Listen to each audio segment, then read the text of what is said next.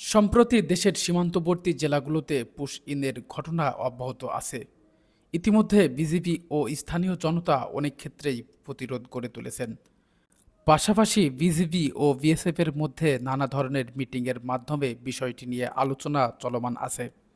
মেহেরপুরের সীমান্ত দিয়ে পুশ-ইন এর ঘটনা ঘটে, বিশেষ করে মুজিবনগর, সোনাপুর, বুড়িপোতা, তেঁতুলবাড়িয়া, কাথুলিয়া সীমান্ত অন্যতম। আহ, খুব অনিচ্ছা সত্ত্বেও হলেও আমাদের সাথে কথা বলেছেন। তবে যাই বলেছেন তাতেই তারা বলেছেন যে আমার জানা নাই, কিংবা হলেও হতে পারে। আর ওই পত্রিকায় যেগুলো আসছে সেগুলো তো সত্য তো অবশ্যই, মানে এই জাতীয়, মানে তাদের কোনো ভাষ্য আমরা আসলে নিতে পারিনি। এটা একটা বিষয়। ২ নম্বর বিষয়, তারপরে আমরা ওই এলাকার গ্রামবাসীদের সাথে কথা বলার চেষ্টা করেছিলাম।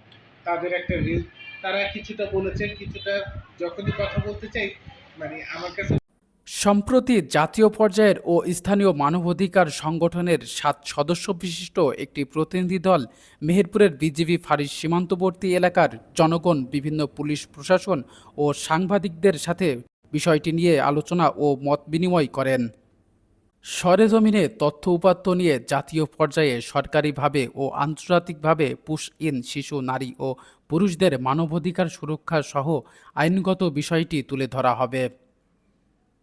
মানবাধিকার সংগঠনগুলোর মধ্যে এএলআরডি এর অ্যাডভোকেট সিরাজুল ইসলাম সিরাজি, ব্লাস্টের উপপরিচালক অ্যাডভোকেট রাশেদুল ইসলাম, নারীপক্ষের অ্যাডভোকেট কামরুন নাহার ও মানব উন্নয়ন কেন্দ্র মৌকের প্রতিনিধি ও সাংবাদিক সাদ আহমেদ উপস্থিত ছিলেন। জাহিদুল ইসলাম, মানবতার চোখ, মেহেরপুর।